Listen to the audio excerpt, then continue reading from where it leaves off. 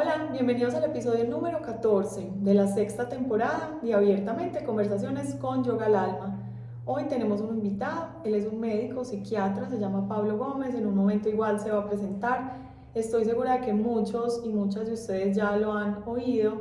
Él tiene un canal de YouTube con muchísima información supremamente útil que ahora les vamos a presentar y les vamos a contar de qué se trata. Hoy vamos a hablar sobre la salud mental, sobre cómo la salud mental y la espiritualidad están muy, pero muy relacionadas y cómo podemos hacer una autogestión, entendiendo que la autogestión no es infinita y que muchas veces hay una línea, hay un día, hay un momento en el que necesitamos la ayuda de alguien más que nos ayude a mirar con perspectiva los asuntos de la vida en los que nos podemos ahogar. Todos tenemos momentos de esos en la vida. Entonces espero que se disfruten muchísimo esta conversación porque yo conocí a Pablo hace, no sé, 15 o 20 días a través de una amiga en común y yo dije, vamos a sentarnos a conversar un ratico y terminamos conversando como 2 horas, muchas anécdotas, mucha información y sobre todo la posibilidad de ver la psiquiatría desde un punto tan refrescante y tan distinto que creo que puede ayudar a quitar el estigma de lo que muchos de ustedes, quizá como yo, se imaginan como un acompañamiento psiquiátrico. Entonces, disfrútensela muchísimo.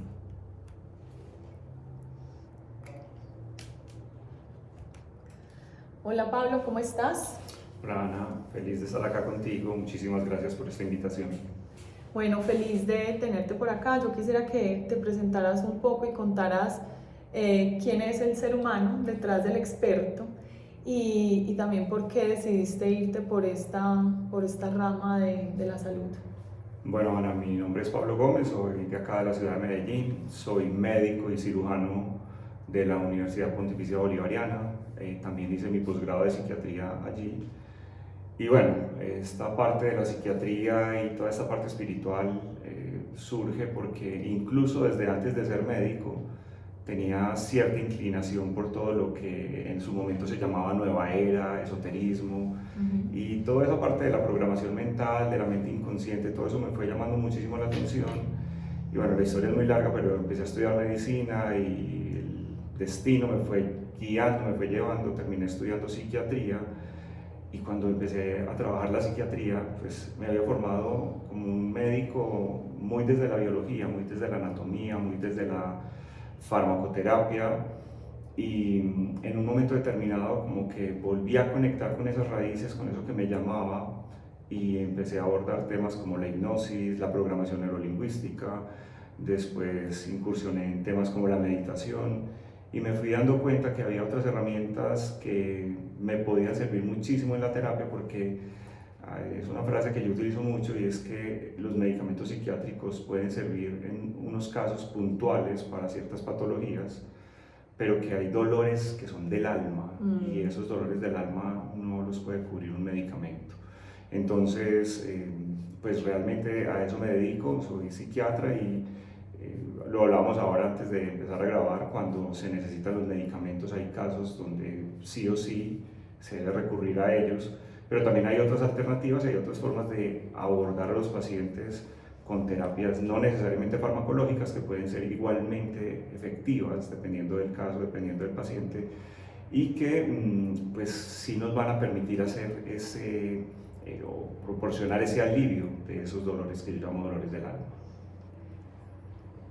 Para entrar a los dolores del alma, que son como mi pasión de la vida, como la sanación de esos dolores, antes te quiero preguntar si estamos más deprimidos que antes como sociedad, como cultura mundial, porque creo que esto no se excluye a nadie, o estamos más diagnosticados.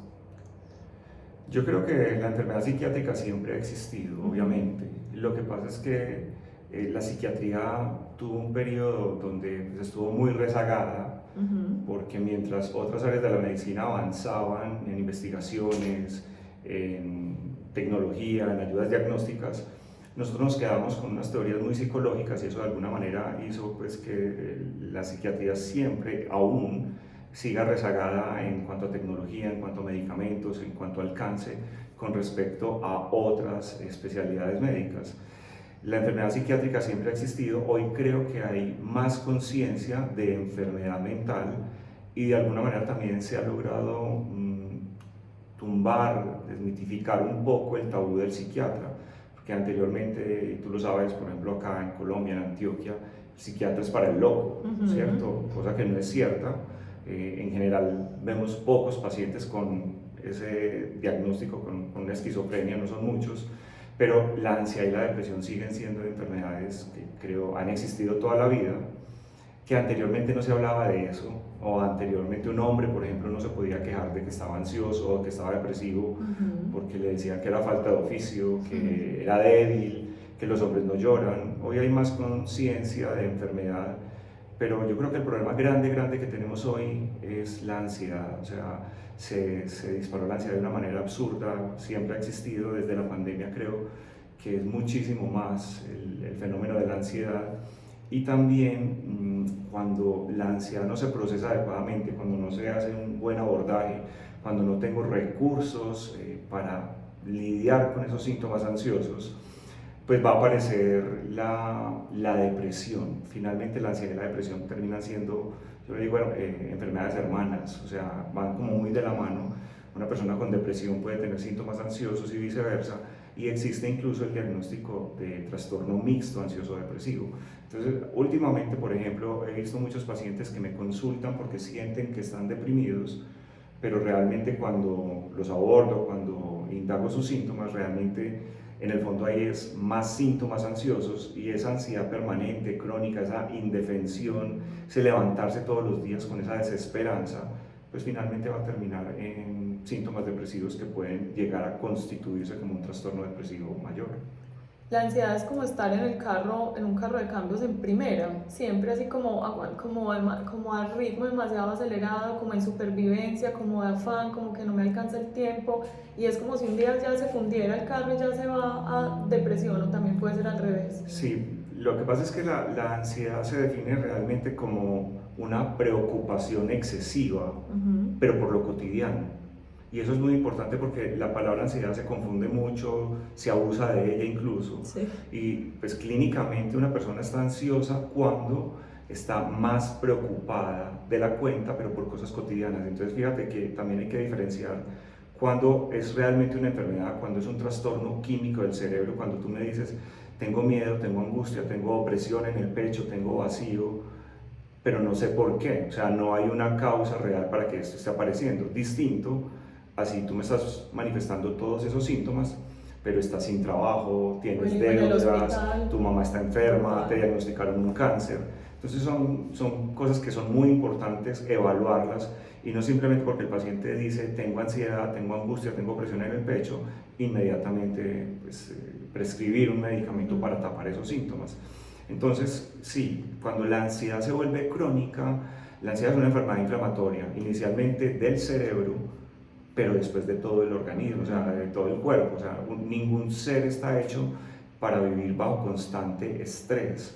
Y hoy, pues el estrés es bueno, el estrés nos dice hay que hacer, póngase las pilas, resuelva, pero a veces son tantas cosas al mismo tiempo, a veces tenemos tantas expectativas, a veces competimos tanto, a veces el entorno nos exige tanto y caemos en eso, que empezamos a liberar hormonas de estrés para poder enfrentar todo ese reto, pero las hormonas de estrés son muy buenas y son muy útiles temporalmente, cuando realmente tengo un reto por delante, pero cuando toda mi vida, todos los días, a toda hora es un reto, esas hormonas de estrés, estoy hablando aquí principalmente de adrenalina y de cortisol, pues van a inflamar todo mi organismo y eso va a producir una cantidad de síntomas físicos. Entonces ya no vamos a tener síntomas mentales únicamente, tristeza, aburrición, pérdida del deseo sexual, angustia, insomnio, que es un marcador muy importante, sino que también puedo tener dolores musculares, todo el sistema digestivo se puede comprometer, el sistema inmunológico es muy interesante, hay unas células de defensa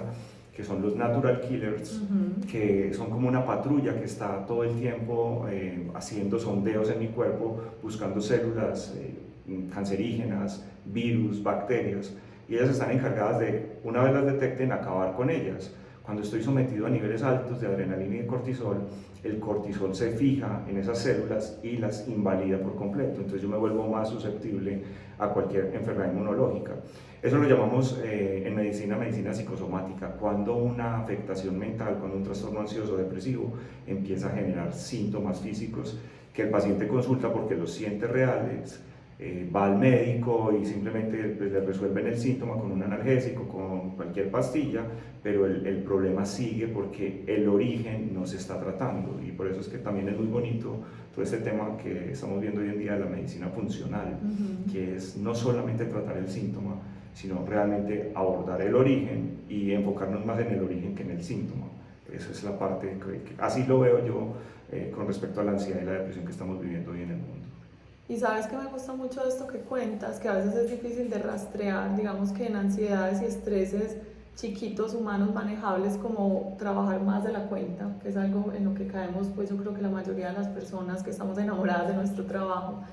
El cuerpo es como si nos aguantara y nos diera crédito todo el año, todo el año, todo el año, y cuando finalmente podemos descansar, ahí es donde aparecen las enfermedades. Entonces uno dice justo en vacaciones, y primero amigdalitis y después otitis y uno se pasa las 3 o 4 semanas de vacaciones con una gripa que no se quita, o no sé, con un virus digestivo. Pero a veces pasa también en enfermedades grandes y en periodos grandes de estrés, que gente que, no sé, tuvo un duelo larguísimo, una enfermedad muy, muy difícil en su familia, apenas la persona, no sé, o se muere o se alivia, el cuidador se enferma. Es como que una vez el cuerpo ya pasa de ese modo de supervivencia, llega la enfermedad, y también es difícil de rastrear porque no pasa en el momento de más estrés, cuando sentía que se estaba muriendo, sino cuando ya se sentía al otro lado y decía, ay, ya sí puedo disfrutar la vida, ya sí se alivió mi hijo, y justo en ese momento llega esa enfermedad por desgaste del cuerpo, por qué pasa esto. Y además que es muy fácil decirlo, pero por ejemplo alguien que está cuidando a su hijo, no sé, después de una cirugía grave, de un cáncer, 2 años, ¿cómo le dices a esa persona que no sienta ansiedad, estrés, depresión, si lo están enfrentando al miedo más grande de todo ser humano? Sí, es muy particular, por ejemplo, pacientes con cáncer, uno puede entrevistarlos, preguntarles si son capaces de narrar o de asociar algún evento previo, traumático, doloroso, difícil, en un periodo entre los 5 y 10 años previos al diagnóstico. Y casi todos los pacientes te pueden decir, sí doctor, tuve la muerte de un ser querido, me mataron a un hijo, o entramos en una quiebra económica y eso nos afectó demasiado. Y en ese momento se presenta el colapso del sistema inmunológico, por ejemplo, esas células cancerígenas que ya habitaban ahí, pero que siempre estuvieron bajo control. Una vez el sistema inmunológico se afecta, pues esas células hacen fiesta. Están en recreo. Claro, empiezan a crecer, empiezan a colonizar, y pues el cáncer inicialmente no se detecta hasta que ya el tumor está grande, hasta que ya hay una sintomatología importante. Lo otro, con respecto a lo que decías, claro, cuando tenemos el reto por delante, depende mucho también de tu personalidad. Cuando tienes el reto por delante y eres, la mayoría hoy en día con la presión social, laboral que tenemos, estamos comprometidos con el logro, con el éxito, y claro, entonces todo el día nos estamos dando esa inyección de adrenalina, de cortisol, de adrenalina y cortisol, pero el cuerpo es muy sabio. El cuerpo tarde o temprano te va a decir ya no más. Y es duro, pero es bonito cuando te llega la enfermedad y te manda para el hospital un mes. Yo, mira, me acabo de acordar de algo. Una vez me dio una infección intestinal. Y yo estaba empezando mi trabajo, encaminado en que tenía que ser el mejor, tener pacientes, todo lo demás.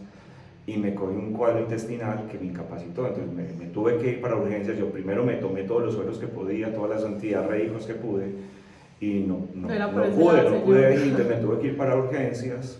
Me ingresaron a urgencias, me atendió el médico internista de urgencias, me pusieron sueros, me pusieron medicamentos, y le dije, doctor, ya estoy bien, ya me voy. Y el doctor me dijo, no, es que no se puede ir, es que está deshidratado, es que tiene bajo el sodio, es que tiene no sé qué. Y yo le dije, pero ¿cómo así? Es que tengo consulta ahora por la tarde. No.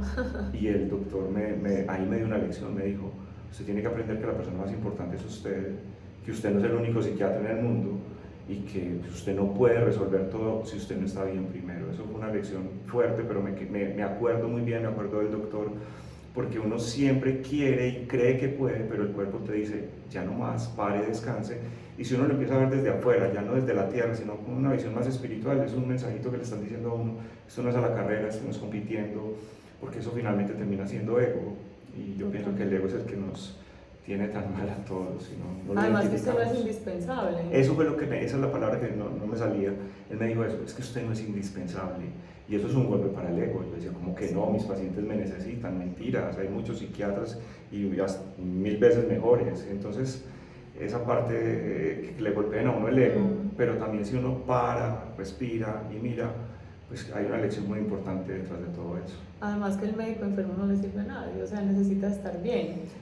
Pero ese médico es un maestro, ¿sabes para quién lo pienso? Para las mamás, que las mamás nos sentimos indispensables. Si yo no los espero en la buceta es el fin del mundo, si yo no los levanto es el fin del mundo. Yo que hago retiros me pasa mucho que estas mujeres, y yo me incluyo, irse 4 días de la casa parece el fin del mundo, sobre todo hijos, no sé, menores de 10 años. Y cuando uno llega, ¿cómo les fue? Perfecto. ¿Cómo funcionó la casa? Mejor que nunca. Los niños nunca hicieron pataleta y eso es un golpe para el ego, porque uno dice, pero si yo era indispensable, no. Me hiciste dar risa porque me iba de viaje, unas vacaciones, y yo me quedaba, en las vacaciones no las disfrutaba pensando qué paciente me estará necesitando, ¿cierto? Y pensaba, y si pasa algo y mis hijos no me tienen allá a la mano, entonces cada vez que podía hacía una videollamada a preguntarles, y me da risa porque era un suplicio hacerlos pasar, o sea, Total. hola pa, chao pa, y como que están en su mundo y uno todo estresado porque les estoy haciendo falta. No, uno no es indispensable, uno tiene que enseñar cosas, dar valores, pero uno no es indispensable realmente. Total.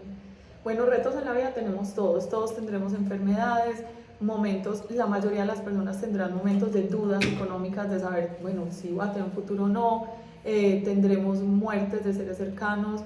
Los retos de la vida no son naturales a todos. Decía Víctor Frankl que a uno le pueden quitar todo, salvo la actitud con la que enfrenta las circunstancias difíciles de la vida, y diríamos que entonces eso es lo que verdaderamente desencadena o no estas cosas de enfermedades a futuro, psicosomáticas. Pero entonces también es muy cruel decirlo porque es como dividir el mundo entre los valientes y los flojos, ¿cierto? Como estos son los aguantones, los que no se deprimen con las cosas duras de la vida, y estos son los que no se enferman.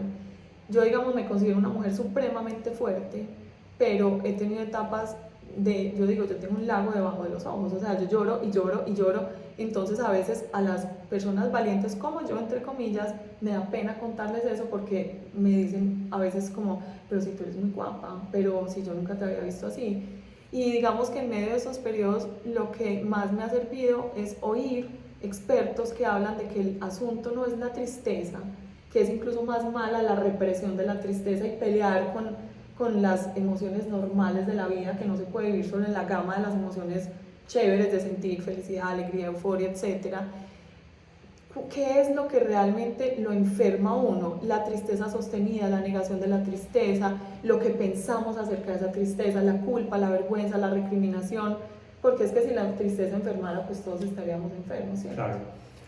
Lo que pasa es que aunque yo me considero muy holístico, pues no puedo desligarme de mi formación científica, ¿cierto? Entonces, lo primero es que hay que diferenciar muy bien lo que es tristeza de lo que es una depresión, porque es que la depresión como tal ya es un síndrome clínico, una enfermedad que tiene unos criterios y que tiene un abordaje y un manejo. Pero mucha gente dice, no, es que tengo la depre, y porque amaneciste aburrido, y todos podemos amanecer aburridos, que somos humanos, tenemos emociones. Hoy estoy como angustiado, como ansioso, no sé por qué, pero se me pasa.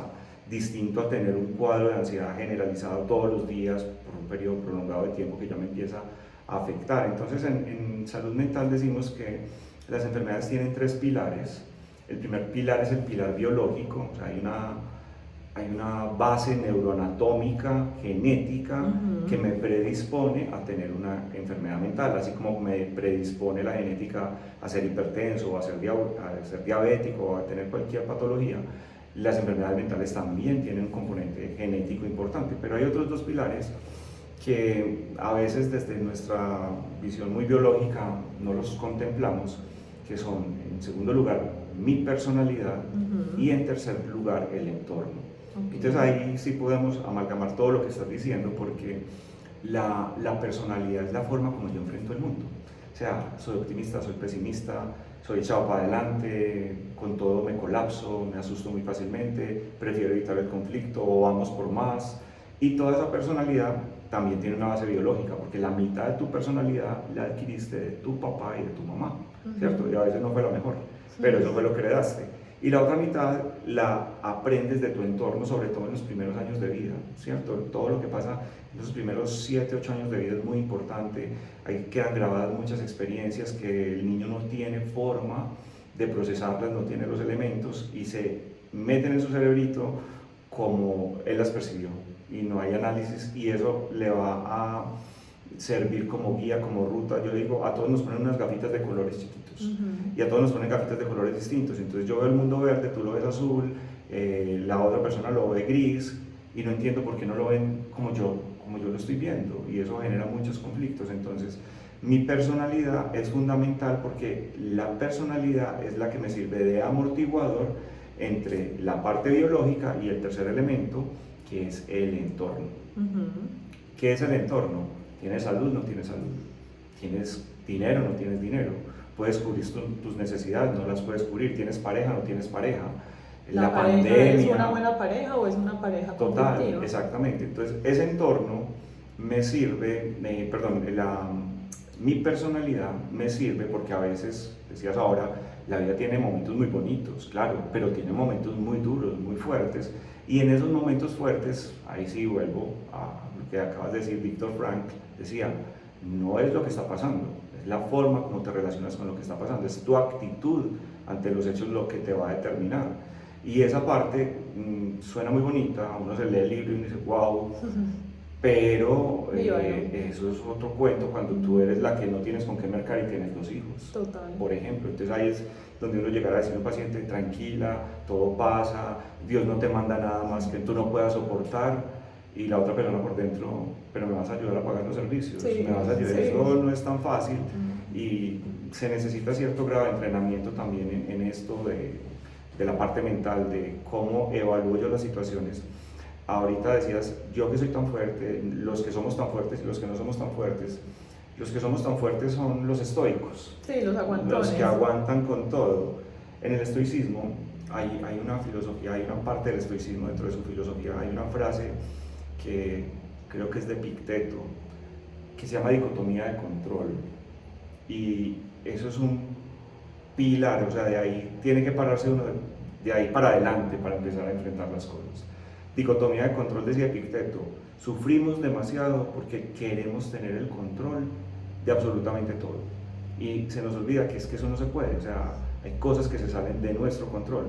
Entonces, dicotomía de control, saber diferenciar qué cosas dependen de mí y qué no depende de mí.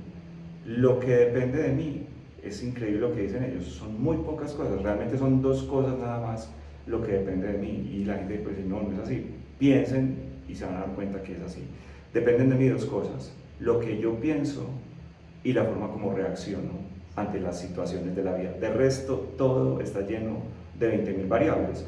Entonces, cuando suceden cosas difíciles, y aquí ya nos vamos metiendo con el tema de la espiritualidad, y si amalgamamos esto de la dicotomía de control, cuando pasan cosas dolorosas, fuertes y difíciles, pues lo primero que tengo que hacer es reconocer que eso está ahí, o sea, negarlo, taparme con la cobija no va a servir para nada, o sea, tengo que ser consciente que hay una situación difícil, dolorosa y fuerte, inmediatamente hacer el análisis. Esta situación de alguna manera depende de mí, hay posibilidades de que yo pueda intervenir en esto, cambiarla, modificarla, sí o no. Si es así, evaluar con la mano en el corazón y mirar, lo estoy haciendo, o creo que lo estoy haciendo, o estoy diciendo que lo estoy haciendo, pero a la hora de evaluar realmente si estoy trabajando en un propósito para salir de esa situación, realmente no lo estoy haciendo. Entonces, si depende de mí, evaluar si lo puedo mejorar o no. Pero también, si no depende de mí, ahí sí viene la parte que es más fuerte, que se llama aceptación. Hoy en día estamos en lo que se llama la tercera ola de la psicología, y dentro de esa tercera ola de corrientes psicológicas aparece la terapia dialéctica conductual, y es, digamos, la que está mandando la parada hoy en todo el mundo. Y yo hice un entrenamiento en dialéctica, y en la última clase, la clase se llamaba aceptación radical. Y me dio muchísima risa porque yo había aprendido el concepto de aceptación estudiando Eckhart Tolle, estudiando espiritualidad. O sea, esto es así, usted verá si se resiste, entre más se resista más le va a doler o empieza a fluir con esto. Entonces Eckhart Tolle decía, la aceptación no es que me voy a cruzar de brazos a llorar pasivamente, porque la aceptación es un proceso todo lo contrario a ser pasivo, es absolutamente activo. ¿Cómo hago yo para que esto que es doloroso, que es fuerte, cómo fluyo con esto? Y ahí está el ejemplo de Viktor Frankl en los campos de concentración. O sea, peor escenario no podía existir. O sea, yo no veo forma de que las cosas sean peor. Sin embargo, su actitud, su forma de pensar, cómo él se proyectaba afuera, eso fue lo que lo mantuvo vivo. Entonces es la actitud realmente, la forma como voy a poder yo lidiar con esto tan maluco, que puede ser temporal, que puede durar más tiempo, que puede ser muy largo, pero que finalmente está ahí y que yo tengo que lidiar con eso. Entonces me daba risa cuando decían en psicología, bueno, entonces la última clase es la dicotomía de control. Entonces me dio risa y el profe dice, es simplemente decirle al paciente que eso es lo que hay y que pues, lo tiene que aceptar y ya. Entonces me parece interesante también que la psicología ya empiece a meterse también en estos temas. Esta psicología que les estoy mencionando, la dialéctica, aborda muchos temas muy interesantes, incluye mucho la meditación, el mindfulness, muchos aspectos de la filosofía budista. Entonces me parece muy bonito que empecemos a integrar todas estas cosas, que veamos que hay otras alternativas, otras puertas, y que no todo necesariamente tiene que ser medicado. Total. Aquí me devuelvo a algo que mencionaste. Entonces las enfermedades tienen 3 pilares: biológica, personalidad y entorno. Digamos que lo genético no lo podemos cambiar, ya sabemos que la epigenética está ahí para modular los genes. La personalidad, pues si se forma en los primeros 7 años, ya sabemos que uno le puede sacar brillo a su personalidad, pero no puede cambiar de personalidad. Y entonces ahí ya tenemos un 66% complicado para muchas personas. Y entonces uno dice, me pego del entorno, pero me pego del entorno es que ya hablamos de que no controlamos el entorno. El entorno es, hoy hay una pandemia, mañana los hijos ya se van de la casa y tengo un nido vacío. Entonces, ¿realmente en qué puedo trabajar? En el amortiguador. Con esto que me dices, ¿yo qué pienso? Trabajar en la personalidad. Yo amo, por ejemplo, el enneagrama, y no decir, sí, hay personas que son profundamente dramáticas y el drama son las gafas con las que ven todo en la vida. Pero si le sacan brillo a esa personalidad que siente mucho, generalmente son personas supremamente sensibles, pueden hacer arte con su drama y pueden dedicarse a pintar, se pueden dedicar a escribir y a expresar, porque tienen una cantidad de sentimientos, tienen como 200 colores más de sentimientos que el resto de los seres humanos, pero cuando le sacan brillo a eso es precioso. Yo siempre les digo a mis alumnos que sin estas personas que sienten tanto, no existiría la música, la poesía, la literatura. Pero digamos, sentir tanto es un encarte, cuando el entorno puede ser difícil, cuando tu biología también lo puede ser, porque qué rico aceptar que la biología puede ser complicada. Cuando tú recibes a los pacientes, esto lo hablamos la primera vez que nos reunimos, les decías que tú tenías opciones del cielo y de la tierra, y eso me parece muy lindo y lo hilo con esto, porque digamos, si hay algo biológico y se te junta con un entorno difícil, y de hecho puedes estar trabajando en tu personalidad, pero mira que es un 33% por decirlo matemáticamente, pero podría ser más o menos. Entonces uno podría decir, es momento de recibir una ayuda más, es momento de que alguien más te ayude a leer eso, porque uno se ahoga en sus circunstancias.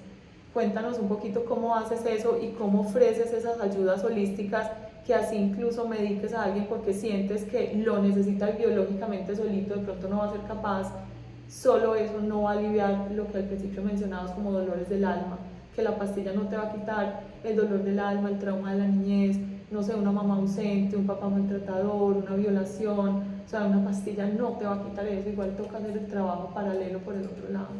Sí, los pacientes en general, las personas en general, no estamos tan delimitados por esos 3 elementos que yo te dije. O sea, digamos que la mayoría tienen un mix. O sea, cuando yo consulto, cuando voy al psiquiatra, los pacientes que llegan, pues uno intuye que tienen una base genética, porque en la recopilación de datos para la historia clínica uno pregunta qué antecedentes hay de salud física y de salud mental. Y no, mi mamá tenía depresión, mi tío estuvo en el hospital mental, a mi papá le daban ataques de pánico. Entonces ya uno sabe que hay un componente genético que es importante, que también eso influye en tu personalidad y bueno, a veces el entorno y sobre todo hoy en día, pues el entorno, sobre todo lo que yo veo siempre en consultas es que hay dos elementos grandes de entorno siempre, pareja y dinero, pareja y economía, eso es lo que, de hecho, cuando se hace un análisis de los casos de suicidio en Colombia, esos análisis forenses, psicológicos se llaman así, se ha evidenciado que las principales razones por las cuales las personas deciden terminar con su vida ha sido por razones amorosas o por problemas económicos. Entonces, mira, es muy poco el paciente que llega a la consulta por una depresión, que yo hago el análisis y el paciente me dice, pues que no tengo ninguna razón. Es que yo tengo todo en la vida, tengo una vida perfecta, mis papás fueron los mejores papás del mundo, mi niñez fue perfecta, mi matrimonio es feliz, mis hijos están sanos, a mí no me falta nada, yo puedo hacer lo que quiera en este momento con mi vida, pero no le encuentro sentido a la vida. O sea, ojalá esto se acabara ya. Ahí es muy fácil suponer que hay un trastorno pues, biológico, y esos pacientes tienen muy buena respuesta a un tratamiento farmacológico. O sea, es una de... Porque tienen todas sus paticas bien armadas. Todo está perfecto, entonces le cuadra la parte genética, digamos que podemos influir ahí desde lo farmacológico, y ese paciente en cuestión de 15 a 20 días te llama a decirte, doctor, yo no pensé que el mundo fuera tan bonito, estoy viendo todos los colores, todo está, ¿qué es esto tan maravilloso? Pero son los de menos, porque es que la mayoría de las personas no tienen la vida perfecta, la mayoría de las personas tienen traumas, historias, todo eso que citaste es como si estuviera oyendo todos mis pacientes del día a día. Es que a mí me abusaron, es que yo no conocí a mi papá, es que mi papá me abusó hasta los 12 años, es que a mi papá lo mataron, es que mi mamá nos dejó, bueno, todas esas historias, y todo eso va generando pues la forma como tú vas enfrentando el mundo. Entonces, cuando yo tengo al paciente, pues sí, mi obligación siempre como médico es ofrecerle la medicación cuando yo considero que la debe recibir, pero también le doy la opción al paciente, si usted no quiere, pues podemos ensayar otras cosas, pero cuando yo considero que es inminentemente necesaria la medicación, le digo, yo no te voy a sugerir la medicación, yo creo que es importante y ojalá te la tomes, pues casi que hoy. Sí, le digo, es que sin medicamentos no podemos hacer lo demás. Pocos casos, pero existen esos casos. Pero digamos que el paciente puede empezar a recibir un tratamiento. ¿Por qué? Por ejemplo, yo nunca remito a un paciente a terapia psicológica si está en una crisis de ansiedad. Es que yo qué voy a ir a hablar con el psicólogo si tengo el corazón en la boca. Si tengo ataques de pánico todo el día, el psicólogo me empieza a decir cualquier cosa y yo ni siquiera estoy pensando en lo que me está diciendo. En serio, se pierde el tiempo, se pierde el dinero. Entonces primero trato de estabilizarlo.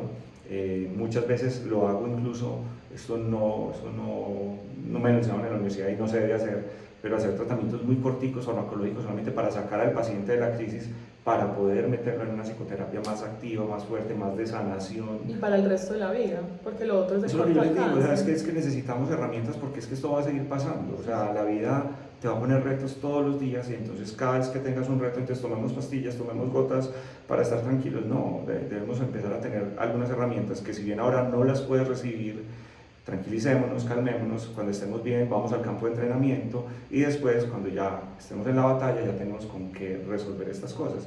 Entonces, cuando me decías que yo les digo, muy buena memoria la tuya, que les digo hay cosas para la tierra y cosas para el cielo, es porque cuando yo voy a hacer este abordaje de los dolores del alma a través de la terapia, yo dentro de la terapia que utilizo, que es una terapia que se llama de sensibilización y de reprogramación, hacer procesos de perdón es absolutamente liberador, sanador, o sea, funciona muy bien con esos dolores del alma, sobre todo porque yo siempre he dicho que las terapias funcionan si el paciente sabe para qué la va a hacer y dos, si tiene la intención, porque también me llegan muchos pacientes al consultorio, doctor, usted es mi última alternativa, ya hice Reiki, ya hice ángeles, ya tomé hongos, ya tomé yagé, ya todo, ya me hicieron regresiones, ya hice constelaciones. El registro akáshico. Y yo sigo igual, o sea, yo le digo, todo lo que has hecho, si sigues igual es porque no has tenido la intención o no estás dispuesta realmente a hacer esa sanación. Entonces, antes de que nos metamos a hacer cualquier cosa, hablemos de eso, de verdad si quieres perdonar, de verdad si quieres sanar, porque inconscientemente a muchas personas les sirve seguir enfermas. Totalmente. La victimización es parte también de... Sostiene su personalidad. Digamos que toda crisis es una muerte y no quieren enfrentar ese pedacito de muerte. Y la victimización es una trampa del ego también. O sea, la victimización aparentemente te alivia el dolor, te tranquiliza, pero temporalmente eso cada vez te hunde más. Entonces, concreto al paciente y en ese sentido le digo, bueno, vamos a hacer esta terapia. La idea es que vamos a recorrer toda tu vida, nos vamos a meter en un estado alterado de conciencia, vamos a respirar profundo, nos vamos a relajar y vamos a empezar a dejar que nuestra mente no consciente nos muestre esas imágenes que ella considera que son las que hay que sanar. Porque el paciente puede llegar con una queja al consultorio. Mira, este es un ejemplo típico. Doctor, vengo a sanar la relación con el masculino, vengo a sanar la relación con mi padre porque yo no conocí a mi papá, me abandonó, lo que sea. Entonces tengo mucha rabia con mi papá y vengo a sanar a mi papá porque tengo bloqueos con las parejas, tengo bloqueos en el trabajo, tengo bloqueos económicos y me dijeron que eso era el masculino y que hasta que no sanara a mi papá no iba a funcionar nada. Yo le dije, bueno, si tu intención es esa, hagámosle, pero no es tu intención, es lo que tu mente te diga, ¿cierto? Y apenas empezamos el proceso y nos demoramos 2 horas en la terapia y el papá no salió por ningún lado y todo el tiempo estuvo llorando y quejándose de la relación con la mamá, con la mamá, con la mamá. Y eso es muy interesante también, no es lo que yo siento desde el consciente, sino desde esa parte no consciente. Muchas veces les digo a los pacientes, puede haber elementos en tu vida, un trauma, tal cosa, y los ven, ah, sí, doctor, a mí me violaron, ah, sí, doctor, a mí me hicieron bullying en el colegio, pero yo no creo que sea por ahí, doctor, a mí eso ya no me importa.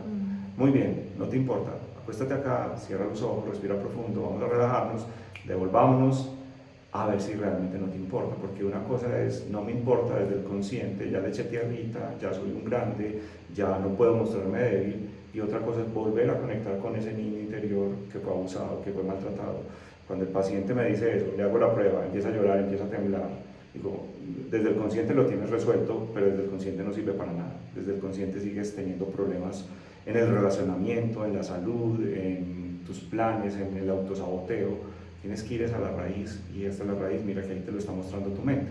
Entonces en la terapia, yo antes de la terapia, con todo este preámbulo, me meto en una parte espiritual que para mí es supremamente importante, y es la concepción que tiene el paciente de la espiritualidad, y me da mucha risa, y esto es muy frecuente. El paciente llega a la consulta y me dice, lo escogió usted, doctor, como psiquiatra, porque usted es muy espiritual.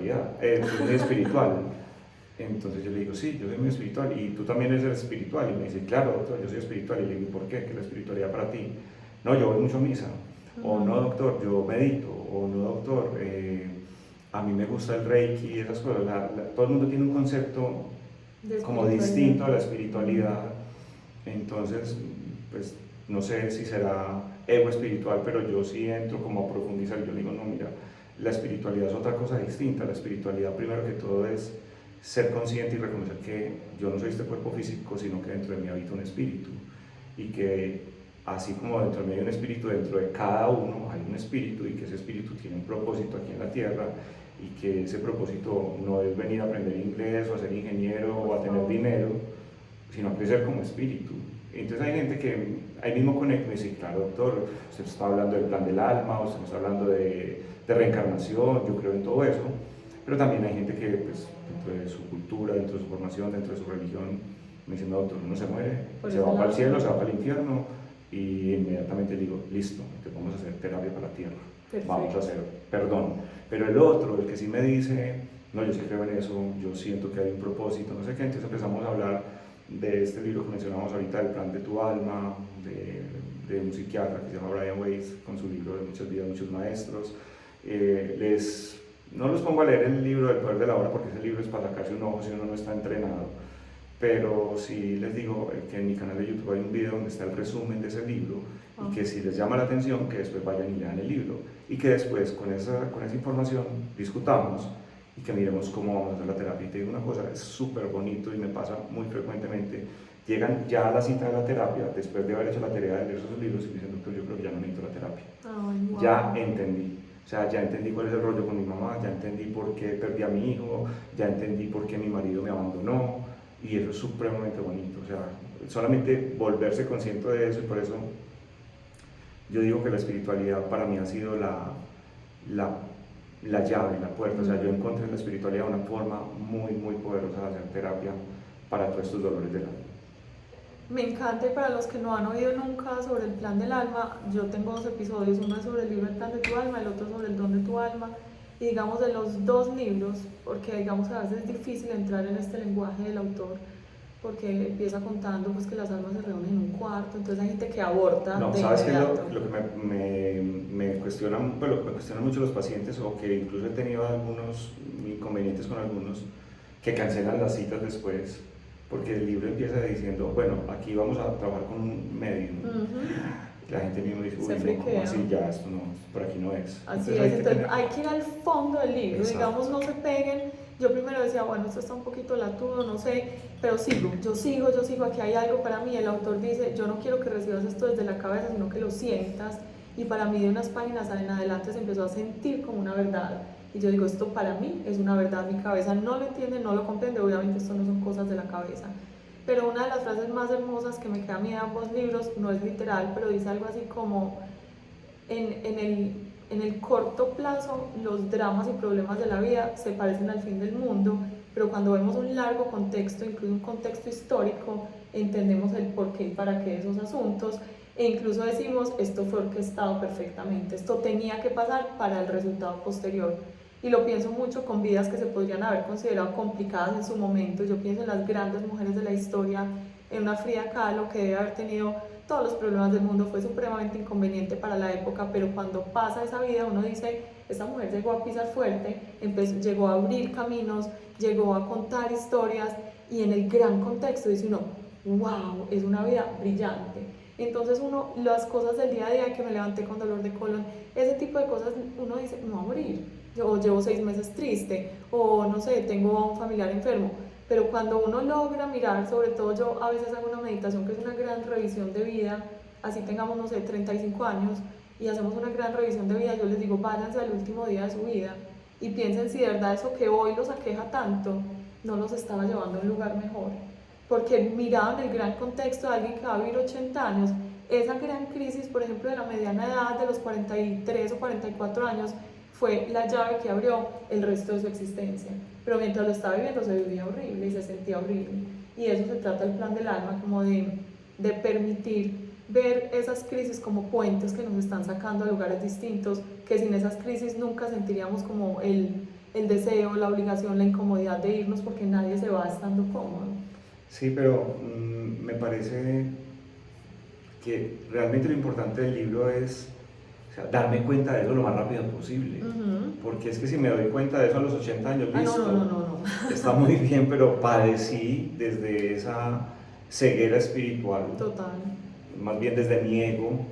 ¿Por qué? ¿Para qué? Las preguntas que el ego siempre hace, pero ¿por qué a mí? Pero si yo soy bueno, pero entonces Dios sí existe, qué injusticia, ¿por qué pasan estas cosas? ¿Cierto? Cuando ya entiendes el propósito de tu alma, cuando ya entiendes el plan, cuando entiendes por qué todo está, como dijiste, orquestado perfectamente, me doy cuenta que el otro, que aparentemente es el que me está haciendo daño, cero, es mi maestro y el mejor maestro, porque yo no había podido aprender y él está haciendo la tarea que le pedí. Yo le pedí, haga esto para que yo pueda aprender esto. El tema está en que si yo estoy en esa inconsciencia espiritual, lo voy a seguir viendo como una agresión, como una ofensa, como muy de malas yo, porque estos castigos a mí. Y por eso te digo que me parece absolutamente necesario que la gente empiece a entender, obviamente con respeto, claro, cada quien tendrá sus creencias, pero es una forma de entender todas esas vicisitudes que tenemos en la vida, por qué se presentan y cómo después de hacer ese análisis desde lo espiritual yo puedo realmente sacar ese aprendizaje para el alma, que es realmente lo que, pues, a lo que venimos acá. Entonces, sí, sí, me doy cuenta a los 80, hay una frase, como dices tú, no es texto, no es literal, en El poder de la hora, donde dice Eckhart Tolle que uno tiene 2 momentos para el despertar de la conciencia, que es otra frasecita que la gente se enreda con eso y no entienden bien. Él dice, usted tiene 2 momentos, estando vivo, acordarse que es un espíritu y a qué fue que vino, o cuando se muere. ¿Cierto? Entonces yo digo, cuando se muere uno es muy de malas, pues muy uno tarde. muere y dice, de madre. Sí, todas las oportunidades. Todo lo que planeé, todo lo que estructuré, todos los maestros que tuve y cómo fue posible que no me acordara que yo había venido a esto. Me va a tocar repetir toda esta película otra vez en otro escenario, en otro contexto, con otros personajes, pero hasta que la tarea no quede chuleada, no me la van a aprobar. Eso es como la universidad, tengo que sacar todos los créditos y hasta que no saque los créditos que son, no me gradúo. Así es. algo que mencionas, cuando yo hago esta meditación no es que a los 80 se den cuenta, sino como que tengo 30 y la hago y me voy a ese último día a tratar de mirar desde el gran contexto de toda una vida, un libro que ya se está cerrando, porque ese nudo me estaba llevando a un mejor desenlace. Y cuando yo cerré estos dos libros, El don de tu alma y El plan de tu alma, la claridad que me quedó es: realmente no hay nada que perdonar, y no porque desde la soberbia yo diga no te perdono, sino porque, wow, antes viniste a hacerme un favor. Ahorita que mencionabas el tratamiento para la tierra y el tratamiento del cielo, el espiritual, esa es la diferencia realmente.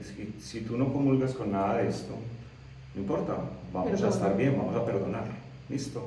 Y aceptar, que también lo mencionaste y me gusta. Sí, pero desde la espiritualidad, al final, en el cierre que yo hago, en las dos, el cierre de lo terrenal cuando yo no creo en nada, vamos a perdonar, vamos a entender que tu papá hizo lo que pudo con lo que tenía, y eso es muy bonito y eso es muy liberador. Y si de verdad tienes la intención, funciona. Pero cuando lo abordamos desde lo espiritual, el cierre es diferente. El cierre es: vamos a sentar a esa persona al frente y le vamos a dar las gracias, porque todo lo que él hizo también le generó sufrimiento, también le generó dolor, también sufrió y de alguna manera sacrificó parte de su vida para ponerla al servicio mío, para que yo aprendiera. Entonces a esa persona no le vamos a perdonar nada, y en el curso de milagros nos dicen eso. O sea, no, la única persona que hay que perdonar es a uno mismo, por haberse desconectado y por haberse permitido el sufrimiento. Aquí no, me perdono a mí mismo por haber estado inconsciente tanto tiempo de esto. Ahora que veo la realidad, me sano, me perdono, y al otro lo único que tengo que hacer es darle las gracias por haber hecho el mejor papel que podía haber hecho. También hecho estuvo el papel que necesité todo eso, me lo creí pero completo, o sea, me lo creí todito desde el principio. Eso es muy interesante, porque si uno se sale de esta matriz y puede ver desde afuera, uno entiende no solamente la realidad de uno, la realidad de las otras personas, la realidad del mundo, porque hay guerras, porque hay hambre, esas vidas que uno dice: Dios mío, pero ¿cómo es posible que Dios sí exista? O sea, yo a los pacientes les cuestiono eso es fuertecito a veces. Cuando les voy a hacer la pregunta para meterme con la parte espiritual, les digo: ¿usted cree en Dios? Entonces la mayoría, pues en nuestra religión, dicen que sí. Y les pregunto inmediatamente: ¿usted cree que Dios es justo? Y mucha gente se queda pensando y se queda analizando: ay, doctor, yo no, sí, no sé, o no, se quedan como la cuestión. Entonces yo les digo: pero a ver, usted nació en una familia con salud, con papá, con mamá, tuvo comida, lo educaron. El mismo día que usted nació una persona en África, casi en la indigencia, con una enfermedad, sin comida. A los 12 años la secuestró la guerrilla y la violaron todos y la picaron y todo el cuento. Si todos somos hijos de Dios, si Dios nos quiere a todos por igual, ¿por qué hay ese tipo de tratos? Y eso se los digo sobre todo cuando me dicen que ellos no comulgan con la posibilidad de una vida. Entonces yo les digo: me parece demasiado injusto que Dios juegue a señalar: usted le va a ir bien y usted le va a ir mal, y que no haya más chances después. O sea, a usted le tocó una vida muy rica y a usted le tocó una vida horrible. Y es la única. Y se acabó esto y ya. Solo vino a sufrir. Me parece demasiado injusto, no le encuentro el sentido. Entonces, cuando empiezo a entender por qué yo planeé esta vida, por qué esa persona escogió eso, ahí sí toda la película me cuadra perfecto. Entonces, son temas que yo sé que pueden generar algo de controversia, que no todo el mundo está abierto a estas posibilidades, pero por eso yo pues soy muy directo en la terapia y también les ofrezco alternativas. O sea, cada quien tiene conexión con algo. Es cuando me dicen: y vos tenés un canal en YouTube y hablas de lo mismo de todo el mundo, y a vos sí te oye alguien, de tanta gente hablando de lo mismo. Y digo: yo oigo a tanta gente y no oigo a mucha gente también, porque todos somos distintos, y la forma de hablar, el lenguaje, todo, no te llega igual. Entonces, acá yo creo que como terapeuta uno se tiene que acomodar al paciente. Total. Y que llegará el lenguaje que le sirva a esa persona, y si no es, buscará otro. ¿Listo? Porque cuando está triste o está mal, busca ayuda hasta que la encuentre. Y eso es otra cosa que también aprendí desde mi ego. O sea, se fue, no le gustó, pues vale, me ayudó, no pasa nada, ese es el camino de él. Y tú no te puedes contorsionar para servirle a todo el mundo, porque finalmente desde tu formación estás convencido de estas herramientas. Así es. Hace poco leí en el Instagram de una amiga, la doctora Pilar Restrepo, una frase que dice algo así como: el momento de reparar el techo es cuando está haciendo sol. Yo pienso que llegar a la espiritualidad desde la crisis es completamente válido, pero hoy con todas las herramientas que hay es tarde. O sea, se debería conectar con todo esto, no cuando uno ya se está ahogando. O sea, repito, si alguien ya se está ahogando y llegó por eso, es una manera fuertecita que la vida tiene para empujarnos y decirnos ahora sí despierte. Pero a veces a mí me dicen, ¿usted por qué esculca tanto si todo está bien? Y yo digo, es que yo no esculco, yo aprendo y me gusta aprender porque sé que en los momentos en los que no he estado tan bien, este tipo de cosas literalmente me han salvado la vida. La convicción de que mi techo ya tiene una gotera, pero yo ya sé dónde están las poncheritas para que caiga esa gotera. Y también hay una cosa, es que desde el plan del alma, yo a veces creía que tener todas estas herramientas me iba a salvar de mis crisis y no. También me creo mis crisis y me las creo profunda y totalmente, digo, no me ha servido de nada, ya. Pero finalmente cuando uno está un poco ya más llegando al otro lado, dice, sí, sí me sirvió, porque entonces no me desbarató, porque lo pude hacer con amor, con elegancia, con respeto, con conciencia, aunque me haya dolido como un hijo de madre, porque es que digamos que las herramientas espirituales no son una estrategia para no sufrir, sino para entender la razón de ese dolor y de ese sufrimiento. Pero es que no duela. Exacto. Es que el dolor hace parte de la experiencia. Es cómo voy a lidiar con ese dolor. ¿Cómo voy a hacer para que duela menos cada día y ojalá para que deje de doler en un momento determinado? Entonces, claro, las herramientas sí sirven. Tiene que estar, sí, ojalá nos cogieran las crisis ya preparados. A veces no es así. Mucha gente llega a la consulta en plena crisis, con todos los dolores, cero herramientas, y vengo acá para que me enseñe a meditar a ver si no me tengo que medicar. No, ahí no se puede meditar. En ese momento tú no estás ahí para meditar, no es el momento. Habrá que abordar el caso tuyo de una manera diferente y después, qué rico que estés inclinada por la meditación o por técnicas de respiración o por cualquier otra cosa, cualquier otra herramienta que nos pueda servir, teniendo en cuenta que vamos a salir de esta crisis, nos vamos a fortalecer, que mañana puede que llegue otra crisis, pero que nos va a coger mejor preparados. Entonces, hay unas herramientas que se pueden aplicar en el momento, otras que no son tan pertinentes, pero claro, estas herramientas ojalá desde muy pequeñitos a las personas se las enseñaran. Tú tienes hijos, yo tengo hijos, y mis hijos todos estos temas los manejan, cada uno en su edad, en su adolescencia, en su lenguaje, pero saben, y cuando ellos de alguna manera tienen algún tipo de crisis, de dificultad, los escucho y veo que algo de esto les cala, les ayuda, los ha hecho más fuertes, más resilientes, y no quiere decir que, pues, que no sean vulnerables, claro, todos somos vulnerables, pero tener como esa capita protectora es bien interesante desde ese concepto tanto psicológico como espiritual.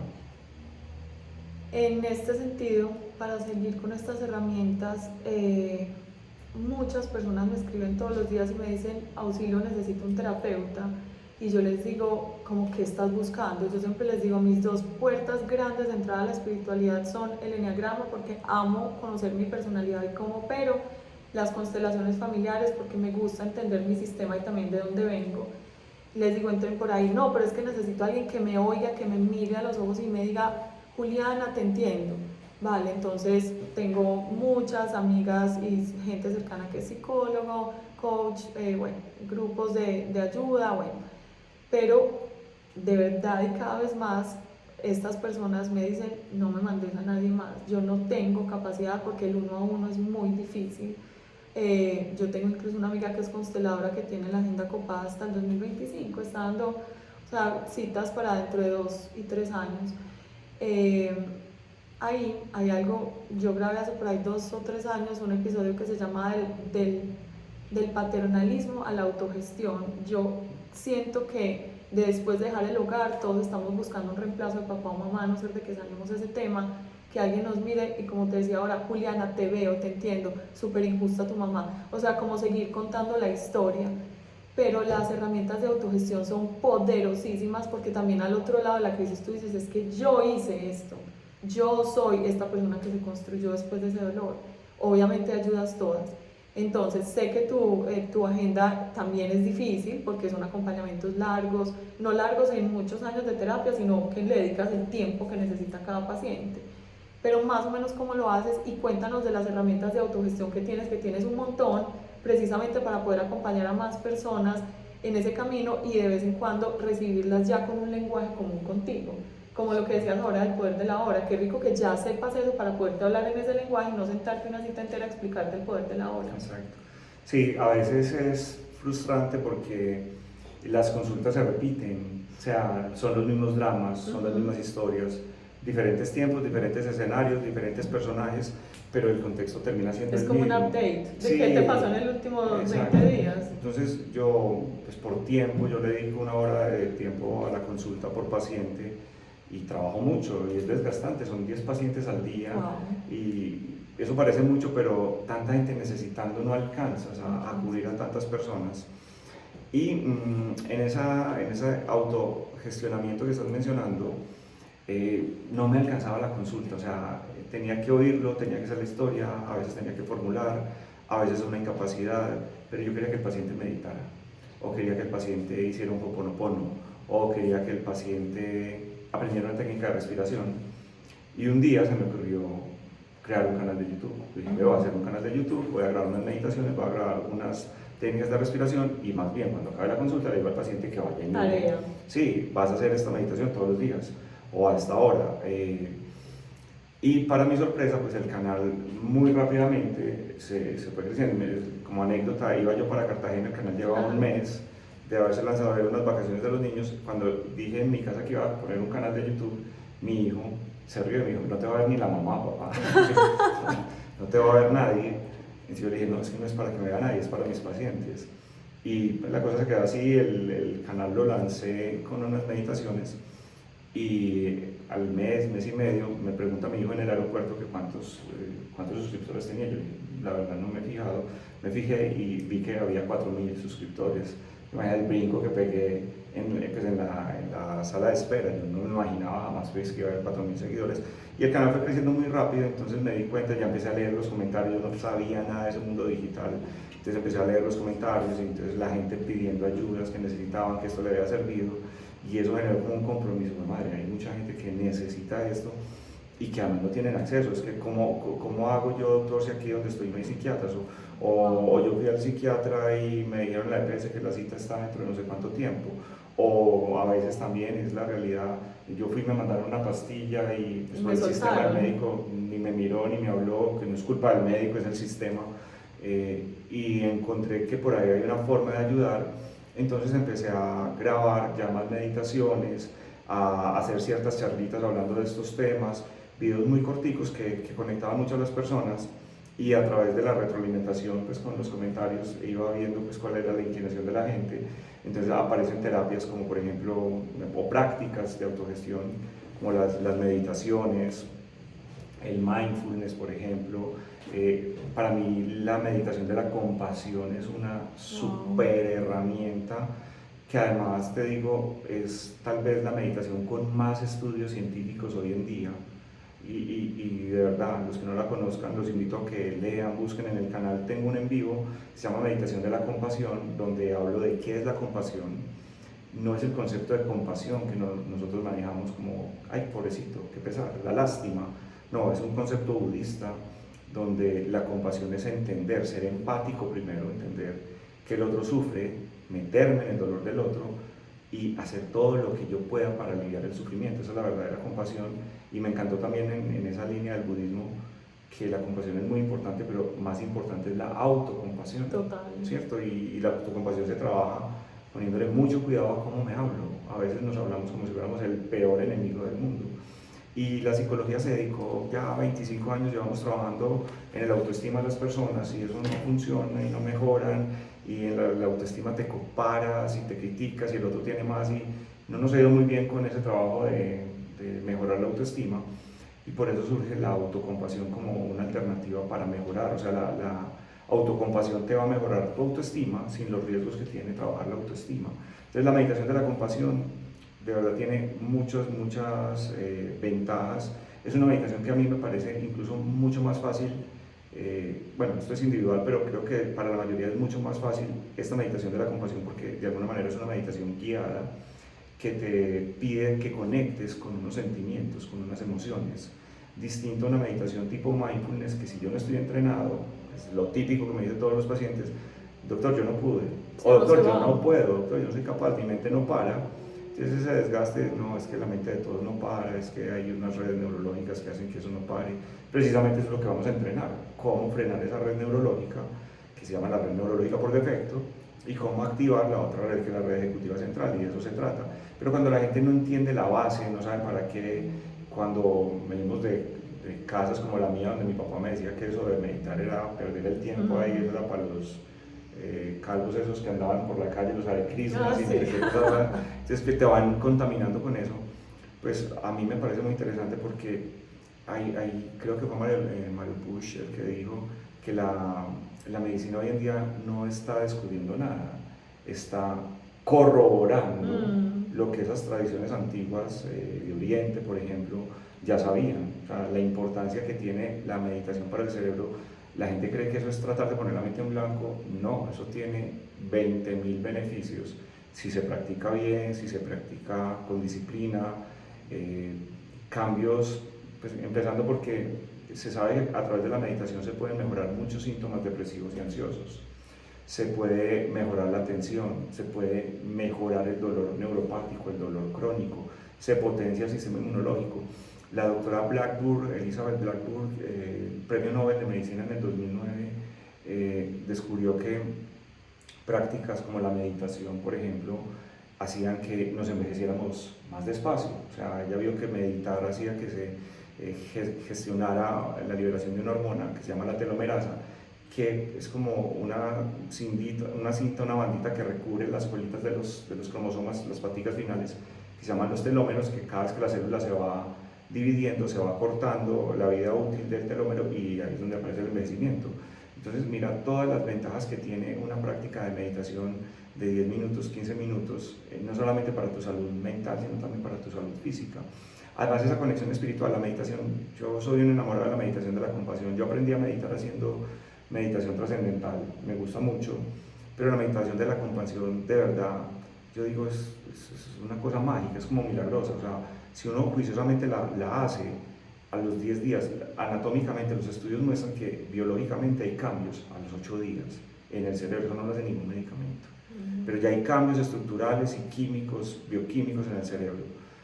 Pero cuando uno la va haciendo juiciosamente, no solamente aparecen esos beneficios, sino que uno siente la percepción interna tuya cambia. O sea, uno siente de verdad que se está volviendo una mejor persona, más tranquilo, menos reactivo, más empático, menos juez. O sea, es de verdad, o sea, creo que el remedio para la humanidad es que todo el mundo medite la compasión. De verdad es una práctica muy bonita.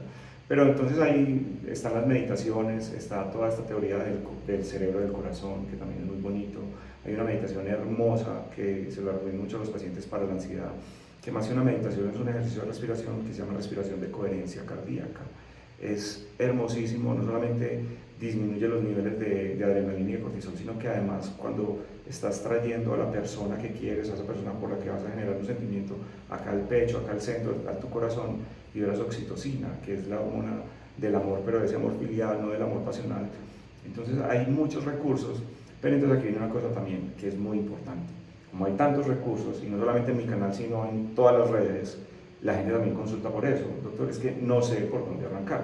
O sea, ¿a qué horas voy a hacer las 25 meditaciones que usted tiene en el canal? Total. Entonces, ¿cómo hago Ho'oponopono? Entonces, ¿cuándo cocino? Y cuando yo recojo a los niños, o sea, me tengo que sentar, yo tengo que trabajar. ¿Cómo se hace esto? Entonces, también es importante esa guía y entender que no necesariamente yo me tengo que ir como un monje del Tíbet a meterme por ahí en una montaña a un retiro de no sé cuántos años, no. Hay una anécdota con la doctora Blackburn, que les mencionaba ahorita, la que se ganó el premio Nobel de Medicina en el 2009. Ella le preguntaron, ok, si usted dice que meditar es tan bueno, ¿usted cuánto tiempo medita al día? Y ella dijo, no, yo no tengo tiempo para meditar. Yo lo que hago son micromeditaciones.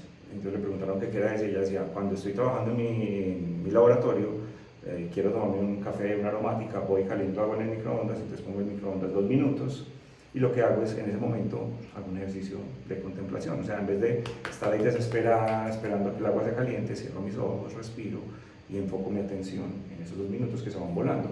Pero me tomo 5 cafés al día, entonces sumo 10 minutos de meditación. Entonces, mira, es interesante todas estas cosas, y sobre todo me parece muy bonito que la neurociencia esté corroborando pues todos los beneficios de estas prácticas.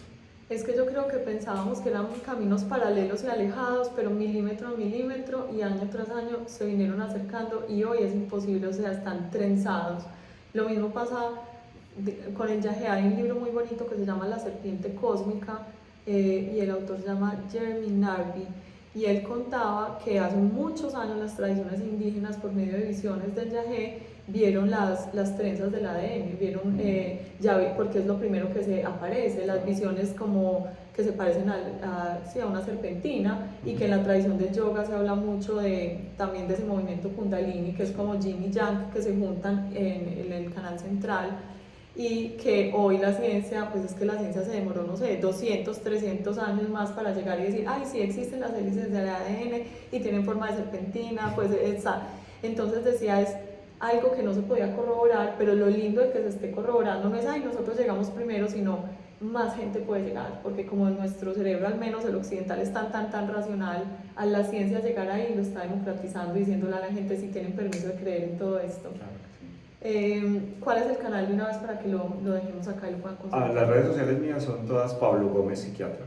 Así está el canal de YouTube, Instagram, todo. Vale. Al principio, antes de grabar, estábamos hablando, te contaba, cuando nació mi primer hijo, yo tenía el deseo de no medicarme. Yo había hecho un curso perinatal y yo soy muy preguntona, entonces yo decía, ¿y todo eso se puede hacer sin anestesia así? ¿Todo eso se puede hacer sin analgesia así? ¿Todo eso se puede hacer sin ayuda así? O sea, yo tengo una personalidad de creérmela todopoderosa, que puedo hacer absolutamente todo, y ya entendí que mi trabajo en la vida es aceptar ayuda. Y vino este hermoso maestro hijo mayor a mostrarme que en pleno trabajo de parto, con muchísimo dolor que yo quería seguir aguantando y quería seguir, se me estaba inflamando el cuello del útero. Entonces era yo hablándole al médico, que además estaba reemplazando a mi médica porque estaba en vacaciones, y yo diciéndole, no me voy a dejar medicar, y él me decía, se te está inflamando el cuello del útero, el niño no está totalmente encajado, si no dejas que yo te rompa las aguas, probablemente terminamos en cesárea. Entonces yo, no, lo que sea menos una cesárea, haga lo que tenga que hacer. Y él me decía, no te garantizo nada, vamos a intentarlo. Y al otro día, y bueno, en las revisiones posteriores conversábamos y él me decía, ¿por qué te cuesta tanto aceptar esa ayuda? Si yo te podía quitar ese dolor y no había que sufrir y vas a llegar muy cansada al parto, y un parto natural necesita que la mamá esté ahí ayudando, porque no es que te lo vamos a sacar, tú lo vas a sacar. En la psiquiatría pasa lo mismo. Carlos Jaramillo, no creo que es el doctor Carlos Jaramillo, creo que es en el Milagro Antiestrés, dice que la pregunta que te hice al principio no es que estemos más deprimidos, probablemente sí, tú dices que la enfermedad mental siempre ha existido, sino que estamos más medicados. De alguna manera es como que generaciones atrás se aceptaba el trabajo duro, el tesón, que tampoco es de alabar, es una manera de vivir la vida, pero no es la única, pero que ahora cualquier dolor, cualquier despecho ya es una depresión, me dejó la pareja ya es una depresión, me echaron del trabajo es una depresión, y eso se puede llamar simplemente duelos. Es un duelo y el duelo duele, su nombre lo dice, y tiene un periodo medio de 2 años, pero pueden ser 3, pero puede ser 1. Entonces, la pregunta con todo esto y uniéndolo con esta anécdota que les estaba contando del parto es, ¿cuándo alzar la mano? ¿Cuándo pedir ayuda? Hay gente que pide ayuda el primer día y pretende pasar su duelo anestesiado, cosa pues que es respetable, pero no va a producir los efectos que el duelo viene a enseñarnos en la vida. Pero hay gente que pretende pasar todo esto creyéndose Superman o la Mujer Maravilla, y eso también tiene consecuencias para la vida, creerse que yo puedo solo cuando está comprobado que una red de apoyo, sea con medicación o sin medicación, es fundamental. ¿Cuál es esa línea? Cuando tú dices, pilas, esta es una alarma de que o te estás sobreayudando y estás pegado al paternalismo de que te resuelvan, o te estás creyendo y tu cuerpo te va a gritar, o sea, vas a llegar a un burnout, o te vas a ir a algo más grave por no alzar la mano a tiempo. Sí, primero es que realmente yo sí estoy de acuerdo contigo y con el doctor Carlos cuando dicen que hay un sobrediagnóstico, o sea, porque malinterpretamos los síntomas. Entonces, no todos los pacientes que consultan por depresión o ansiedad llegan al psiquiatra directamente. Hay un filtro inicial que de pronto es medicina general, y pues en psiquiatría a los médicos no les gusta la psiquiatría, la estudiamos muy a la carrera y tenemos muy poca capacitación en psiquiatría. Entonces, o sea, los médicos generales. Los médicos generales, vale. Sí, en algunas áreas de la medicina, o sea, uno sale muy bien preparado en 4 áreas, las que tiene que ir a enfrentar en el pueblo, pero hay otras subespecialidades que las vemos muy rápidamente en la carrera, ¿ok? Y dentro de ellas está la psiquiatría y pues uno como médico general sabe que si el paciente está deprimido le manda una fluoxetina, que es lo que da el sistema de salud, y que con eso pues ya hice mi trabajo, pero de pronto no soy o no tengo las herramientas suficientes para indagar y hacer adecuadamente un diagnóstico, lo que tú estás diciendo. Muchas de esas personas que están tomándose hoy en día un antidepresivo nunca tuvieron una depresión, nunca tuvieron un cuadro ansioso, consultaron porque estaban aburridos, porque estaban tristes, porque estaban estresados, pero no necesariamente cumplían los criterios de una enfermedad. Entonces, cuando realmente se debe medicar a un paciente, cuando reúne los criterios. En psiquiatría no tenemos ninguna prueba farmacológica, ninguna imagen, ni prueba de sangre, nada, o sea, todo es clínico y hay una muy buena historia, una muy buena indagación, nos va a ayudar, nos va a orientar, pero hay una clave y es el sufrimiento del paciente, o sea, porque hay gente que puede ser muy estoica, ¿sí? ¿No? Tengo una depresión, pero doctor, eso se me quita, yo aguanto, pero realmente cuando el paciente ya se está afectando en su calidad de vida, ya no puede interactuar bien, ya no puede trabajar, ya está somatizando demasiado, yo creo que ahí pues, es mejor alzar la mano y rendirse y dejarse ayudar, que puede ser una ayuda temporal. Para eso que estabas mencionando ahorita, no necesariamente tienen que ser duelos tan largos. En psiquiatría existe la posibilidad de hacer un diagnóstico que se llama trastorno de ajuste o trastorno de adaptación, que es cuando sucede un evento fuerte, maluco, doloroso, y yo estoy presentando síntomas de un cuadro ansioso, o estoy presentando síntomas depresivos muy intensos, pero que son consecuencia directa de eso que está pasando. Y en ese sentido, medicar al paciente ahí, no. O sea, si tú estás muy angustiada, muy estresada porque se te acabó el trabajo, pues un antidepresivo ahí no te va a servir para nada. Un antidepresivo demora 20, 30 días para empezar a hacer efecto y el antidepresivo no te va a conseguir trabajo, ni te va a resolver la situación económica. Pero si en ese ejemplo el paciente no duerme, está con taquicardia, está con crisis de angustia, no es capaz ni siquiera de ir a una entrevista, pues por eso no se puede generalizar, pero tal vez en ese momento una ayuda temporal, no tratamientos eternos, una ayuda temporal para sacar al paciente de la crisis puede ser importante, porque en ese momento también no puedo pretender que todo el mundo tenga recursos psicológicos para afrontar, es que todos somos distintos. Y en ese sentido también, que anteriormente había enfermedad así, que se veía distinto y que a la gente le tocaba aguantarse muchas cosas, pues digamos que de alguna manera también hemos progresado como humanidad para no tenernos que aguantar tanto, ¿cierto? Entonces había gente que se moría de la melancolía, que era la depresión, pues el paciente se encerraba y no volvía a salir, que le cuentan, no, mi abuelito se murió encerrado, es que le dio una depresión y se encerró en la pieza. Y dice, Dios mío, ¿cómo se va a morir uno en una depresión? O sea, ni siquiera se suicidó.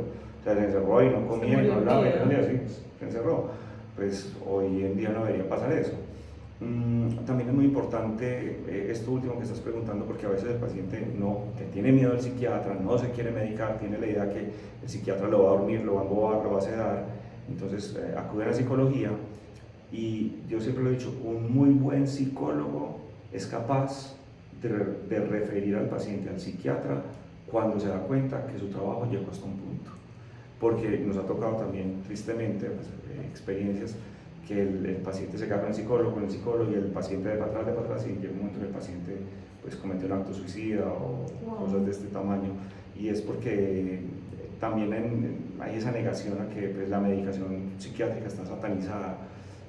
No, yo soy muy amigo de tratar de no medicar, de buscar alternativas, pero si tengo que medicar lo hago. O sea, yo no me arriesgo o no entiendo por qué tengo que aguantar dolor y sufrimiento pues gratuitamente. Lo del parto sí te lo entiendo, eso es mi primer bebé y quiero, pero aquí son unas cosas que comprometen más, o sea, porque es que cuando tú tienes una depresión, esa depresión la vive todo tu núcleo. Un papá depresivo, imagínate, que ven los hijos, que interpretan los hijos, la relación con la pareja cambia, posiblemente tu rendimiento laboral, tu capacidad de generar ingresos se altera. Claro, entonces una bola de nieve. Es una cosa gigantesca, entonces hay que buscar la forma de cortar eso Y rápido. no se alimentan bien, entonces el cuerpo más débil, entonces no hace ejercicio, entonces no hace empiezas ejercicio. a somatizar, te enfermas de todo, entonces vas al médico por el dolor de cabeza y claro, te mandan la pastilla para el dolor de cabeza, pero fue olvidada porque no hay solución al No es problema. eso. Y la gastritis, entonces la pastilla para la gastritis. Y es que me está doliendo el cuello, entonces le mandan el ibuprofeno, pero el ibuprofeno le empeoró la gastritis, entonces ahora hay que darle omeprazol o bueno, no sé en qué van, el lansoprazol, entonces esas cosas. Entonces el paciente termina por una depresión o por una ansiedad tomando pastillas del neurólogo, del ortopedista, del gastroenterólogo, del cardiólogo, porque van al cardiólogo porque tienen taquicardia, y la taquicardia es una manifestación simplemente de que el sistema nervioso simpático está alterado y que me están diciendo haga algo, pues póngase las pilas, pero a veces sí, yo creo que la clave es eso, cuando el paciente sufre, cuando hay sufrimiento, ahí podemos decir hay enfermedad, ¿sí? Eso es como la clave.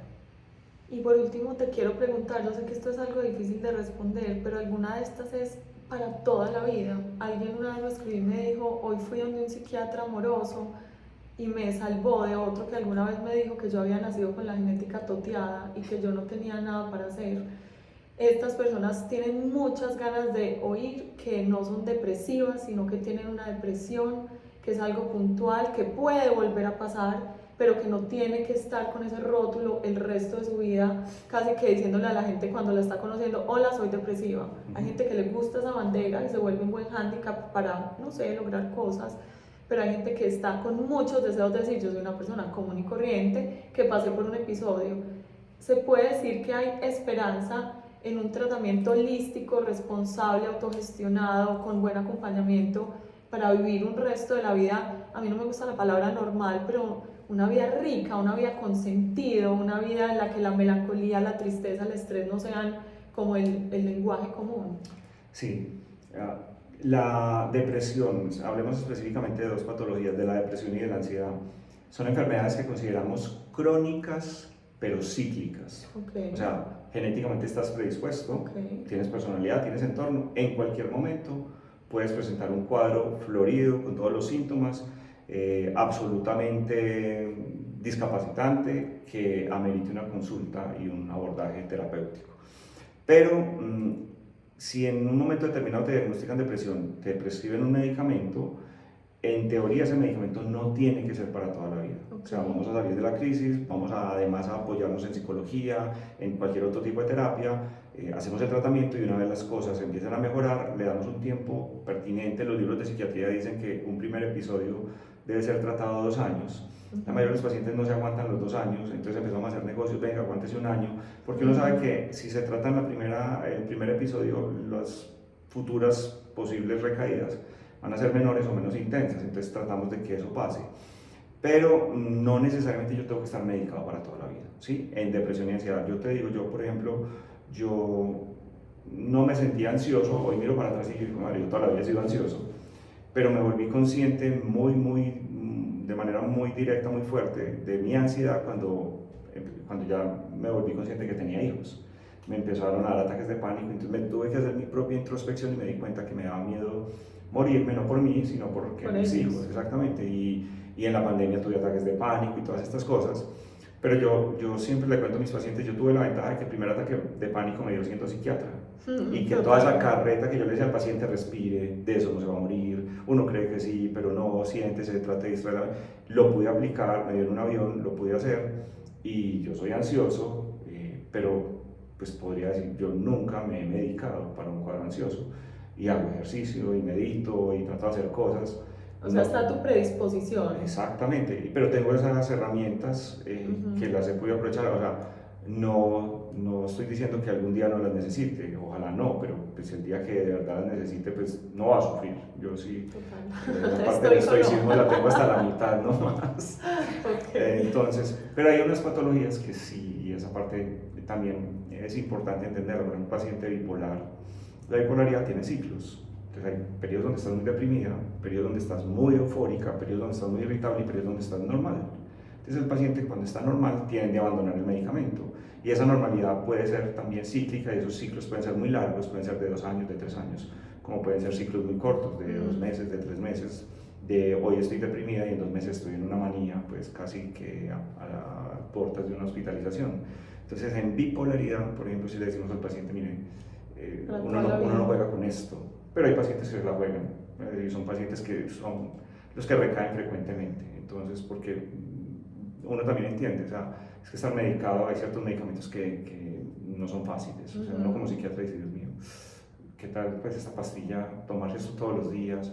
Las pastillas, todas tienen efectos adversos. Y por Entonces, tienen que ejemplo, en buscar el trastorno alternativas. bipolar, yo he oído decir a alguien que lo tiene, que en la manía es tan fascinante su vida, que cuando los medican es como si les quitaran el brillo, porque son súper inteligentes, eficientes, no necesitan Claro. dormir, entonces cuando los medican y los bajan, dicen, ay, no me bajan de ese cielo. La manía del paciente niega la manía, trata Porque de es un ocultarla. superpoder. Y el paciente dice, usted no sabe lo que es eso, es el mejor estado del mundo. O sea, usted se siente Dios, usted puede con todo, nada le queda, o sea, usted pierde todos los miedos, pero estás en esa falsa realidad. Cuando aterrizas, cuando pasa la crisis, te das cuenta que regalaste tu casa, que te jugaste todas tus pertenencias, que embarazaste a la vecina, pues cosas de ese tamaño. Sí.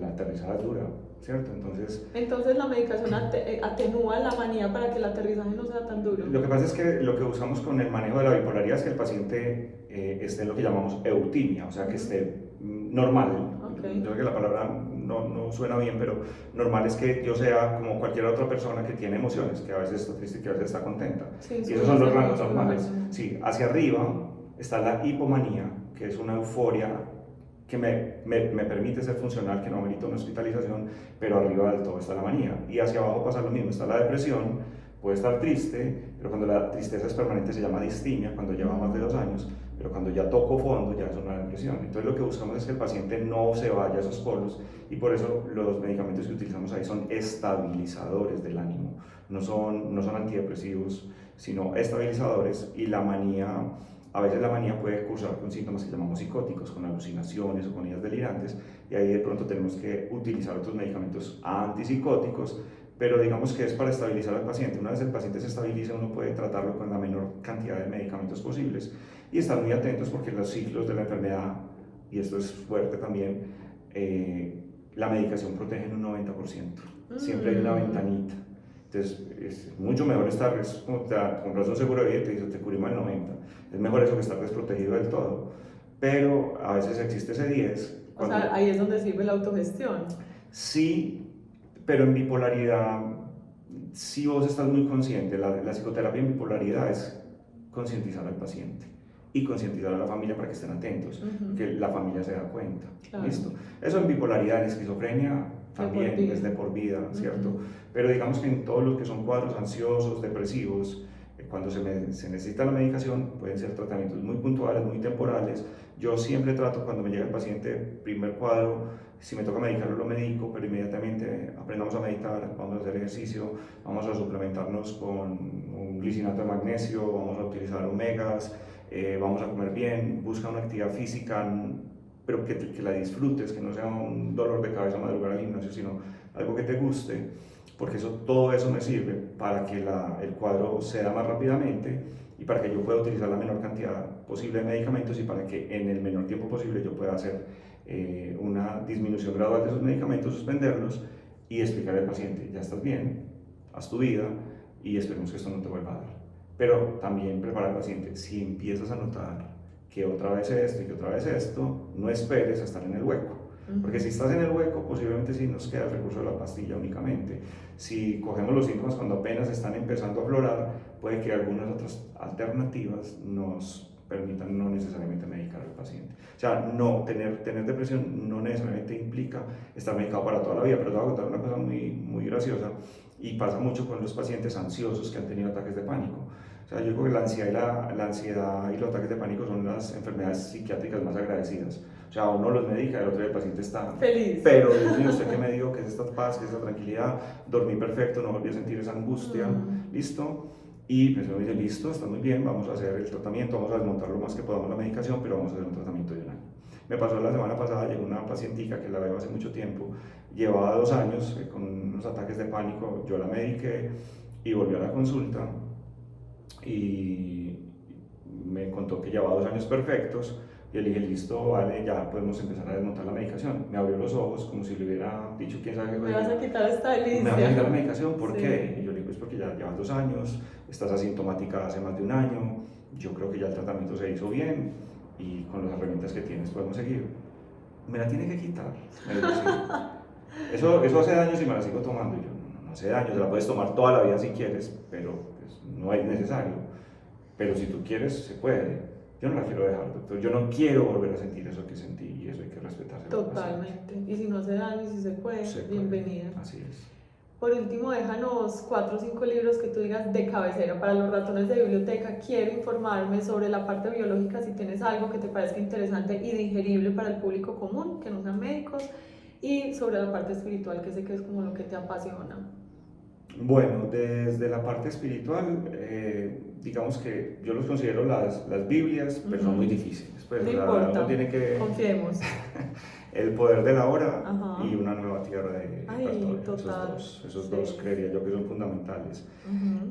Para ahondar en esa parte, ya digamos, no sé si espiritualidad o más bien como esa parte de la posibilidad de otras vidas y de entender cómo funciona esto, a mí Brian Weiss pues me cambió la vida. El primer librito de él, que es muy sencillo y muy ameno, que se llama Muchas vidas, muchos maestros, me parece fundamental. Y el que se enganche, pues los otros 2 que siguen de él, Lazos de amor y A través del tiempo.